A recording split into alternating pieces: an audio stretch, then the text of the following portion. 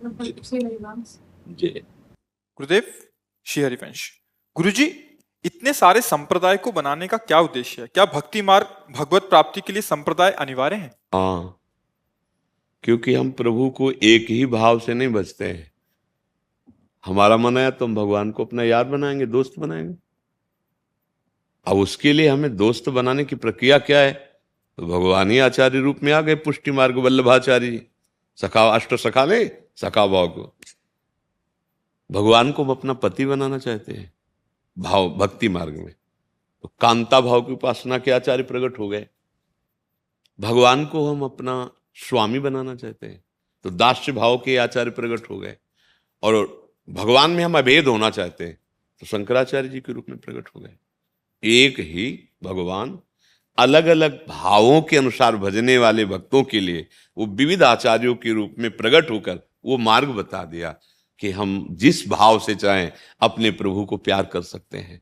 हम अपने प्रभु को गुरु मान लें, अपने प्रभु को प्रीतम मान लें, अपने प्रभु को सखा मान लें, अपने प्रभु को स्वामी मान लें, अपने प्रभु को पुत्र भी मान लें। नंद यशोदा आदि जिस भावना में मगन होकर भगवान को पुत्र, ऐसे कितने महाभागवत हो गए जो भगवान को पुत्र भाव से भजे और भगवान उनको उसी रूप में आनंद प्रदान किया। तो इसमें कौन सी बिलग बात है? किसका प्रश्न है? इसमें कोई बिलग बात लगी क्या? हाँ, ये हमारे भगवान की कृपालुता है। जो जैसी भक्ति करना चाहता है तो भगवान उसको बताने के लिए विविध रूपों में आकर के विविध आचार्यों के रूप में आ गए और वो बता रहे हैं। तो इसमें कोई आश्चर्य संशय की बात थोड़ी है। अच्छा, भगवान के हमारे विविध नाम हैं, जैसे पानी, जल, तोय, वार, वाटर। अब बोले इसमें क्या भेद है? अब वो इंग्लिश भाषा सीखे, बहुत अच्छा लगता है, वाटर बोले। जो थोड़ा पवित्र शास्त्रीय भाषा में वो वार, तोय ऐसे शब्दों को, अपने देहाती भाषा में बोले पानी पिला दो। लेकिन बोल तो वही रहे ना, समझने वाला तो समझ रहा है ना। जब एक प्रकृति रचित पदार्थ के नामों के भेद से उसमें अंतर नहीं पड़ता तो परमात्मा हो, तो तत्व है।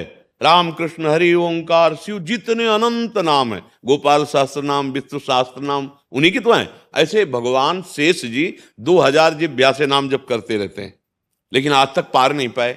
इतने नाम भगवान के। हरि अनंत, हरि कथा अनंता, तो कथाओं के अनुसार ही नाम पढ़ते हैं भगवान के। बोले रस्सी में बांधे दामोदर भगवान, अघासुर बकासुर नाश के, भगवान के नाम लीला के अनुसार। कितनी लीलाएं हैं, कितने उनके नाम हैं, क्योंकि वो अनंत है। अब कोई जो नाम जप रहा है भगवान उसको वैसे ही परमानंद प्रदान कर रहे हैं। अब कहते हैं ये विविध नाम क्यों हैं, विविध भाव क्यों हैं? वो अनंत है। अब एक करके पकड़ो, जो पकड़ोगे वही अनुभव में आ जाएगा। गोस्वामी जी को राम दिखाई देते हैं, गोपियों को श्याम दिखाई देते हैं, उपनिषद तत्वदर्शी महात्मा को ब्रह्म दिखाई देते हैं, सर्वम खलविदम ब्रह्म। गीता का स्वाध्याय करने वाले कृष्ण दिखाई देते हैं, मत्ता परतर्म नान्यत किंचित अस्ति धनंजय। अब बताओ, बोले वो तो ब्रह्म कह रहे हैं, वो राम कह रहे हैं, वो श्याम कह रहे हैं, वो कृष्ण कह रहे हैं, बोले बात एक ही है। ये उनके नाम है, वो एक है। बोले कोई उनको पितृ भाव से, मित्र भाव से, गुरु भाव से, स्वामी भाव है। और वैसे भी ये हमें सुविधा दी गई है कि जुगल घाट नहा लो, या तो मथुरा जाके विश्राम घाट नहा लो, या केसी घाट नहा लो, लेकिन जिसमें नहाओगे वो क्या है? बस समस्या का समाधान है। बोले इतने घाट क्यों बना दिए गए? क्योंकि अलग अलग पसंद है ना, कि आज हम विश्राम घाट में नहाएंगे, बोले हम तो जुगल घाट में जाएंगे, बोले हम केसी घाट में, जाइए आप, लेकिन जब नहाओगे तो एक ही यमुना होगी। तो समस्या क्या है? क्यों सकी?